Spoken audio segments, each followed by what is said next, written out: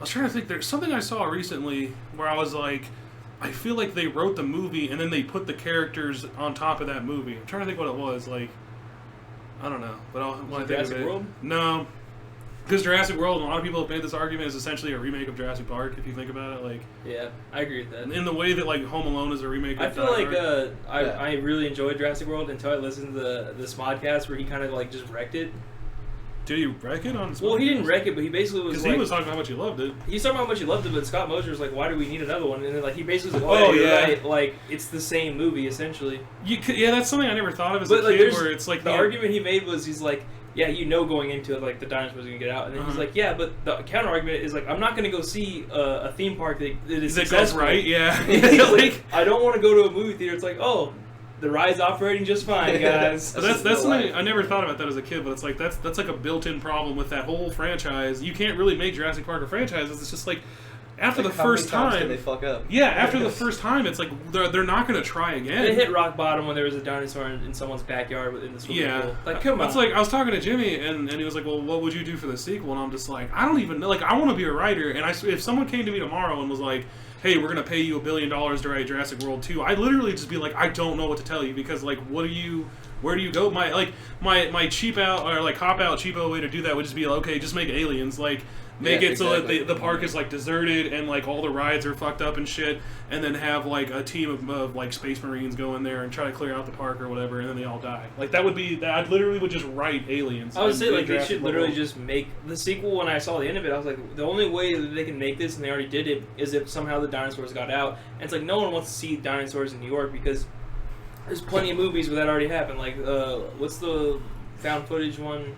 Cloverfield. Yeah. That's essentially dinosaurs. They're aliens, but like it's been done. I don't. It's more interesting when you're on their turf, I think, because that was the whole thing about Jurassic Park was like they were hiding in like the trees and bushes and shit. Mm-hmm. And it's like even in this movie there was some cool stuff where they had the sort of Space Marine type thing, even though they're out in space. Obviously, when they go to hunt the Indominus Rex, and it's like you guys saw this movie, right? No, I saw it. I saw it. Okay. But I give no fucks, dude. Yeah, I would recommend it. It's a good watch. It's just it didn't live up to my hype, I think. If you can download it, do it. Yeah, as I say, I'm very, very bad about going out of my way to see a movie. Here's the problem. I'm the exact opposite. The problem with Jurassic World to see movies is the same problem with Avengers 2. Avengers 2 was essentially Avengers 1 with a new coat of paint. Yeah, that's what I figured. That was the biggest problem for me when I watched that movie. I was like, okay, so like the movie starts off with Robert Downey Jr. fucks up again. The more I think about Avengers 2, the more it's just very underwhelming. Like, you know why? Because it was super safe. Yeah, they were like we need to hit another $1 billion, which I think and then they did. The places, they did well, but the places where they did like sort of branch out were stupid. Yeah, like with the whole time where they're at the farm, it was just like this is so unnecessary. Like it's like, oh, by the way, Hawkeye has a family and kids, and you're like, okay. And then like, I didn't need to know that. When they go to Wakanda and the entire thing is to set up the Black Panther TV show, it's just like that's fine, but like. Do something interesting. You know what's better than doing that? And here's what I was talking with Jordan about literally yesterday. I was like, the opening 20 minutes of Jurassic World is the most boring shit I've ever seen. Because it's literally, it's like these two, this older brother and this younger brother, like, I want to say, like, what, 17, one's 12, maybe, something like that. Somewhere around there. Their parents are getting divorced. They're like, well, here's a bright idea. We'll send you to my busy-ass sister's Jurassic World park, and that'll make everybody feel better, and our marriage will be fine. And it's like, you know what they could have done instead of focusing 20 minutes on sending them to the island and showing the entrance and all that? They could have literally just been like the opening sequence, like, hey, we're here. And then, like, you could have just kind of have, like... That was my first reaction when I saw a movie was, like, they literally could have cut the first 20 minutes and just opened with the scene where they're, like... Where it's that woman's running around, and then like the assistant's like, "Hey, by the way, your nephews are here." And then it's because the audience is smart enough to know like, "Oh, this is a busy woman. Someone thrust their kids on her. You don't need all that extra shit." And then you know when they could have talked about the divorce, which is still totally unnecessary. When they're stuck out in the wilderness, where like they're in the ball and the glass thing breaks, you'd be like, "Man, I thought things couldn't get worse." I literally wouldn't have even included that. Exactly. Because there's no reason. There's dinosaurs. Yeah. Who cares about your parents? That's what I'm saying. Like, who cares that your parents are going to get divorced? You're fucking running from dinosaurs. So is it just like a directorial fuck up, or is it that they assume the audience is so stupid that they have to legitimize a reason why they can't? I think it's more like they had too many writers, and they're just like, well, we like this. So what they do is they Frankenstein a movie together these days, where they'll have like. That's the problem too. There was big news over the Wonder Woman script, where they're like, anybody in Hollywood who's an established writer can pitch DC right now for a Wonder Woman movie. Oh. And what they're going to do is they won't buy your exact version. They'll buy all the things that they like individually, and then pay someone to piece them all together into one script. And that's a terrible way to write a script. But also, Jurassic World has literally maybe not been in development, but has been being written since Jurassic Park 3. Like, if you go back, there's tons of posts, like, I've seen on Facebook 4 years ago where they're like, oh, yeah, the new Jurassic Park's going to have hybrid human dinosaurs. I remember a long time showed the ago. most retarded pictures of a person, like, literally a there was a draft of the screenplay where it was essentially... It was a velociraptor and a human combined, and they had, like, RoboCop plus Jurassic Park. They were gonna take, like, ex-Marine people and turn them into dinosaurs, and it was like, holy shit, you're fucking retarded. And that was also really stupid in the new movie, too. It's like, we need to take these velociraptors and we're going to take them to the Hajis overseas and we're going to use them to fight terrorism.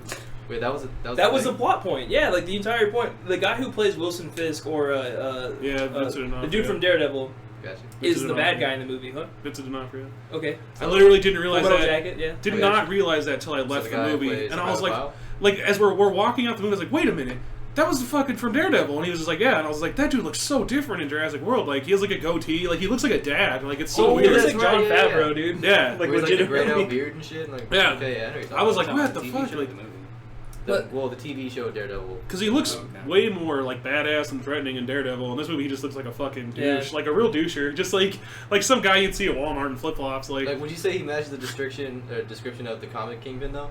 No, not in this show, but in Daredevil, yeah, sort of. I mean, physically. No, yeah, I'm talking about in Daredevil. Okay, I was like in Jurassic World. Yeah, man, you don't have no goatee. Like, you say like his personification of Kingpin in the show. No, I think he kind of did his own thing, honestly. Like, because he like stutters. Kingpin's kind of a one-note character. The whole thing about him being sort of like a man-child, I think, was a choice that he made as an actor, which is pretty fucking smart. Like, he kind of brought like some legitimacy to Kingpin. He did. I liked when Michael Clark Duncan played him in the Daredevil. I like the Daredevil movie. Like, there's a lot of shit in that movie that's stupid, but there's some good stuff in there too. Like, for sure. I mean, everything has its saving grace. That scene where he's in the shower, a lot like Green Lantern. That movie was not Ben Affleck's fault. No. Ben Affleck's fault. That scene where Batfleck is in the shower and he's like pulling his tooth out, and it's like super depressing. Or like when he goes to like the projects and this kid's like afraid he's gonna beat him up and shit. Like, some good stuff in that movie. Well, and then there's the shit where he's fighting Elektra on a playground. They're like jumping on top of like fucking seesaws and shit. Because everyone had such a hard on to make Matrix style fight scenes where everything was like slow mo and all that.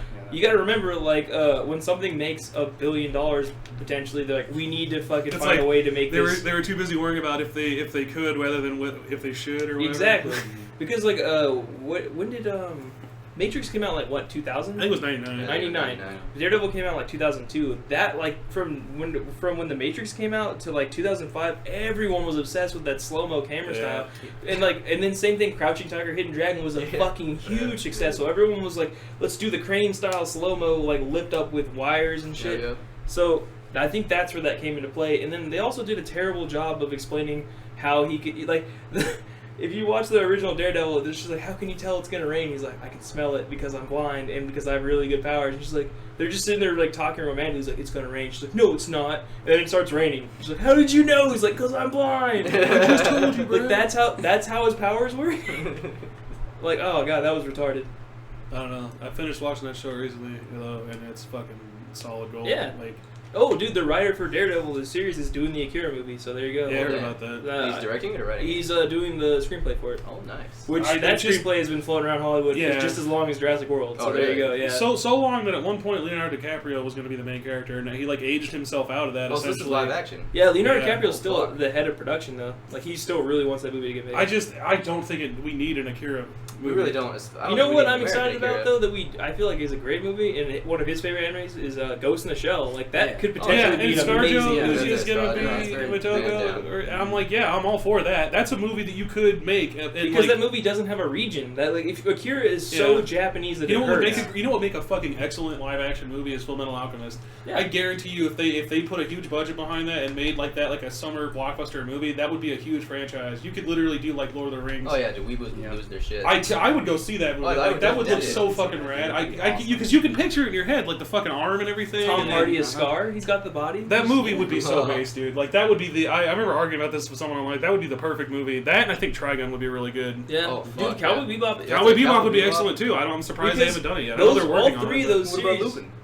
Yeah, Lupin the Third would be an excellent choice as well. Because those are animes where you go, I can like. They're not like intrinsically Japanese. Exactly. Where Akira is where it's literally almost about a offensive city to that's try and adapt it. Like especially Akira is like it's about nuclear war. Heart and soul about Japanese society post World War II, like paranoia and shit. It's like, how do you make that into an American movie? Like, just don't. You Especially don't need to. in New York, like. Especially too. I remember when they were talking about for a while. Peter Jackson wanted to make an Evangelion movie, and Robin Williams wanted to be in it. And I'm just like, no, please, God, no. I just don't do it. The Michael Scott reaction, just like, no, yeah, God, no. It's like, just let it go. Not everything needs to be an American movie. Like, if they want to see Evangelion, there's. I think Old Boy was a great example of what not to do with like a Korean exactly. classic. I thought it was so fucking unnecessary. I didn't see Old Boy. I didn't but think like it was bad. It was just unnecessary. I think Old Boy could have been a successful movie. I didn't see it, so I don't know if I like it or not. Here's the problem with the Old Boy remake. It was decent. Like, it was a good movie, but the fact that it was so like far from the original one is like, it's like makes it bad, if that makes sense.